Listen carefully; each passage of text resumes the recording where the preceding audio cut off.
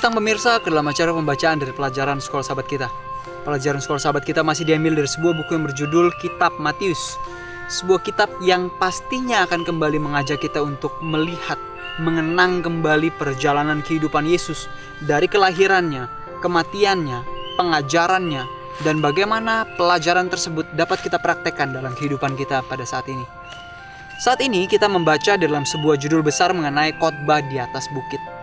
Tentu banyak dari kita yang sering mendengar tentang ini, pernah mendengar tentang ini, tapi kita akan membaca mengenai prinsip dan standar sebagai judul kita pada hari ini. Kita mengetahui bahwa khotbah di atas bukit menggambarkan tentang prinsip dan standar dari kerajaan surga.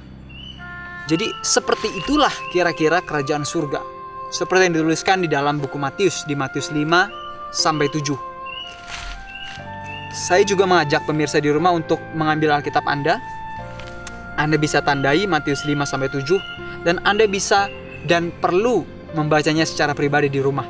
Anda akan merasakan bagaimana Tuhan berbicara secara spesifik kepada Anda. Karena di dalam Matius 5-7 dituliskan mengenai khotbah Yesus di atas bukit, yang bukan hanya ditujukan kepada para pendengar pada saat itu, tetapi juga kepada kita. Hari ini kita akan membaca mengenai prinsip dan standar.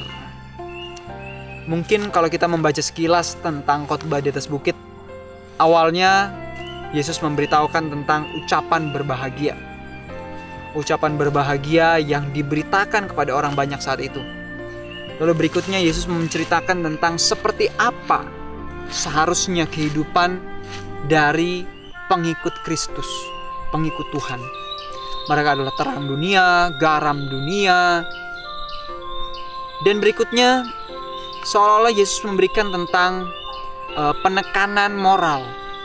Jadi kalau kita membaca, Yesus seperti sedang menunjukkan kepada para pendengarnya tentang apa yang dikatakan di dalam perintah Tuhan. Dikatakan, kamu mendengar firman, jangan membunuh. Tetapi kalau kamu membenci saudaramu, kamu sudah membunuh. Lalu berikutnya dikatakan lagi, kamu telah mendengar firman, jangan berzina. Tapi kalau kita menjadi tertarik, lalu mungkin syahwat kita meningkat, hawa nafsu kita bangkit, kita telah berzina. Dan terus-menerus diberitakan tentang apa yang dituliskan di dalam perintah Tuhan. Seolah-olah Yesus sedang memberikan penekanan bahwa membunuh itu bukan hanya sekedar kita ambil pisau lalu menusukkan kepada orang lain. Bukan. Mencuri itu bukan sekedar kita mengambil milik orang lain. Sahabatku, prinsip moral ini merupakan prinsip dan standar dari kerajaan surga.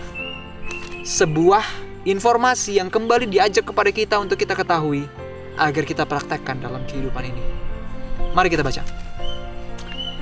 Mungkin dalam sejarah manusia tidak ada khotbah agama yang telah menarik selain yang telah diberikan di dalam khotbah di atas bukit.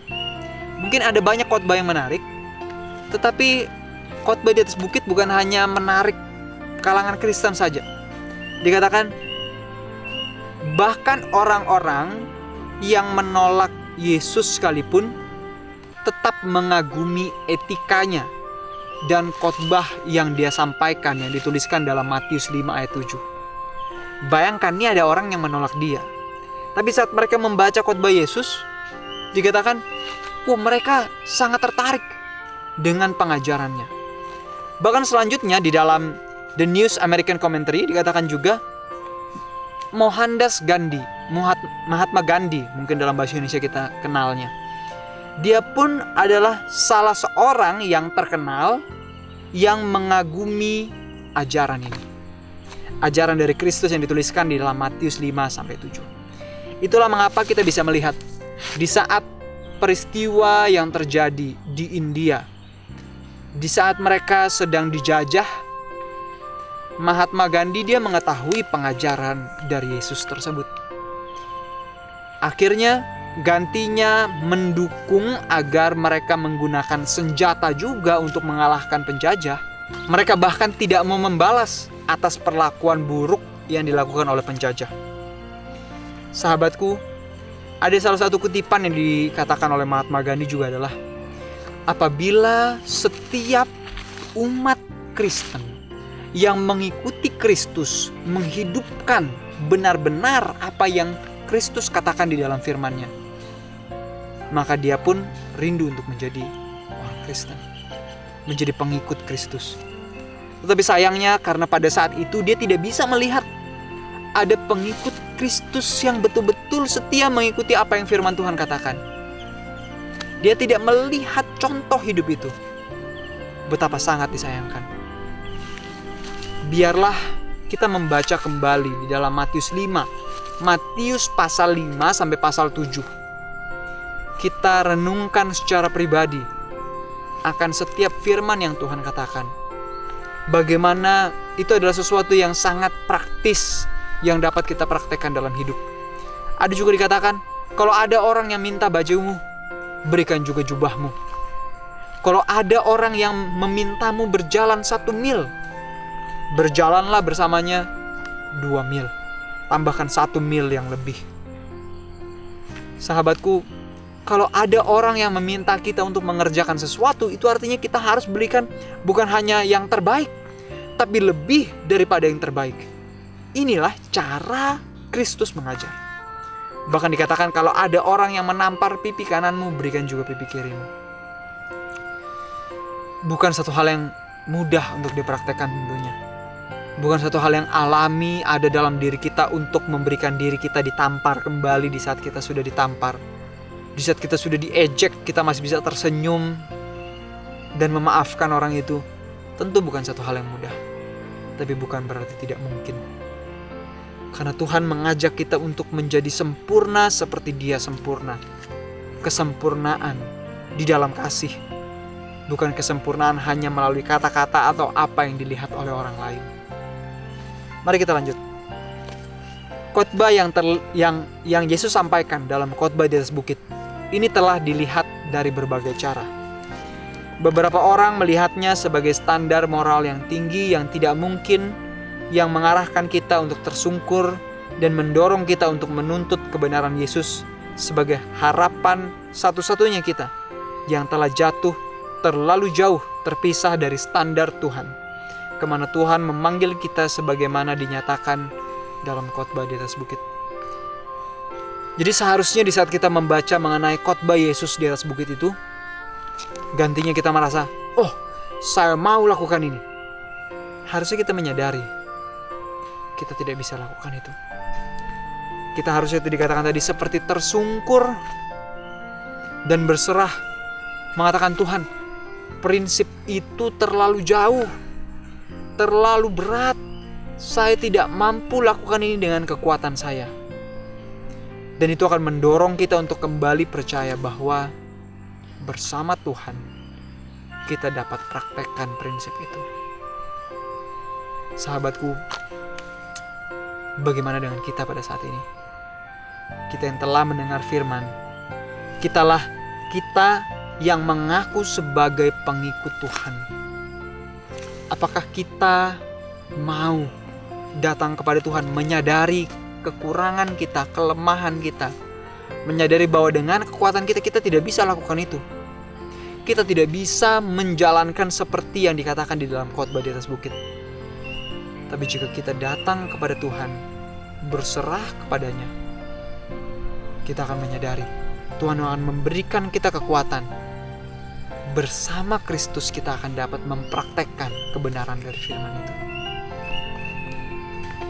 Selanjutnya dikatakan juga, ada orang yang melihat khotbah di atas bukit sebagai penjelasan mengenai etika bermasyarakat, seruan untuk tidak terlibat kepada tindakan kejahatan. Beberapa orang lagi melihatnya di dalam Injil sosial, suatu seruan untuk membawa kerajaan Tuhan ke bumi dengan usaha manusia. Artinya barangkali setiap orang membawa sesuatu dari dirinya kepada khotbah ini, karena khotbah ini begitu kuat, dengan kuat menyentuh kita dalam bagian-bagian penting dari hidup kita. Jadi kita semua dapat menyambutnya dengan cara kita sendiri.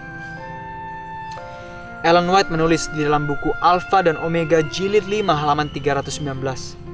Di dalam khotbah di atas bukit, ia berusaha mengubah haluan pekerjaan yang telah dilakukan oleh pendidikan palsu. Jadi melalui khotbah di atas bukit, dia memberikan sebuah pengajaran kepada orang banyak yang seperti memberitahukan sebuah jalan yang lurus dari jalan yang palsu yang banyak diajarkan kepada orang banyak pada saat itu. Kita lanjutkan. Dan memberikan kepada pendengarnya pengertian yang benar tentang kerajaan dan sifatnya. Jadi dia juga menunjukkan melalui khotbah di atas bukit tentang karakter Tuhan dan sifatnya.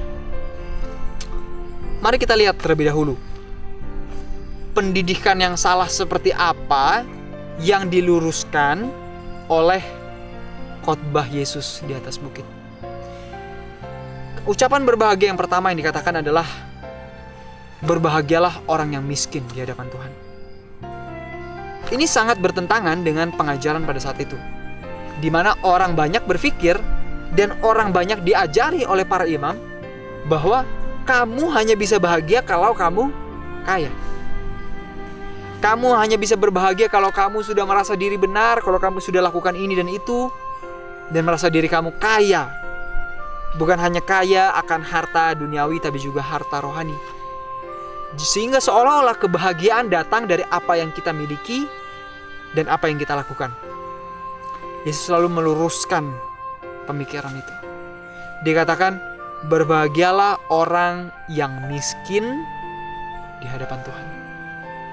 Kebahagiaan kita adalah di saat kita merasa diri kita miskin di hadapan Tuhan. Bayangkan, orang banyak pada saat itu saat mendengar kata-kata Yesus, mereka kaget. Pasti mereka kaget karena yang mereka pelajari adalah mereka hanya bisa berbahagia jika mereka kaya. Jika mereka sudah punya banyak sumbangan, jika mereka sudah kaya secara fisik dan rohani. Pekabaran yang membuka mata mereka bahwa sesungguhnya kebahagiaan bukan datang dari uang, kebahagiaan bukan datang dari pasangan hidup kita, dari anak-anak kita. Kebahagiaan kita harusnya datang dari Tuhan. Dan di saat kita sudah berbahagia dengan Tuhan terlebih dahulu, orang di sekitar kita, keluarga, sahabat, pasangan kita akan merasakan kebahagiaan yang sama yang kita miliki. Berikutnya kita akan membaca pekabaran yang Yesus sampaikan di dalam khotbah di atas bukit juga menekankan mengenai prinsip yang benar dari kerajaan Tuhan dan sifatnya. Orang banyak berpikir bahwa Tuhan itu kejam. Tuhan itu hanya menunggu kesempatan untuk menghakimi orang yang jahat. Tapi melalui pembacaan itu disampaikan mengenai sifat dari Tuhan yang ditunjukkan oleh Yesus. Yesus menggenapi apa yang dia katakan. Kalau kamu ditampar pipi kananmu, berikan juga pipi kirimu. Yesus sebenarnya bisa membalas di saat para prajurit Roma menampar dia. Di saat dia dianiaya, dia bisa saja meloloskan diri. Dia bisa saja mencari jalan keluar. Tapi dia tidak melakukannya. Dia praktekkan apa yang dikatakan. Di saat ada orang yang mengambil bajunya, dia berikan juga jubahnya. Sahabatku, melalui khotbah di atas bukit kita bisa mempelajari sifat Tuhan melalui kehidupan Yesus. Tuhan yang rela menyerahkan yang paling dia kasihi untuk kita manusia. Sahabatku, kita kembali mengingat akan sifat dari Bapa Surgawi di saat kita membaca ucapan yang berbahagia, membaca khotbah Yesus di dalam Matius 5-7. Dengan demikian, apapun juga makna yang kita berikan, khotbah di atas bukit memberikan kepada kita prinsip-prinsip dasar kerajaan Tuhan. Hal ini menyatakan kepada kita seperti apa Tuhan itu, seperti apa pemerintahannya, dan mengatakan kepada kita untuk menjadi apa Tuhan memanggil kita sebagai warga kerajaannya. Jadi melalui khotbah di atas bukit, kita bisa mempelajari seperti apa karakter Tuhan. Seperti apa juga tujuan Tuhan memanggil kita. Jadi kita dipanggil, kita ditebus bukan hanya supaya kita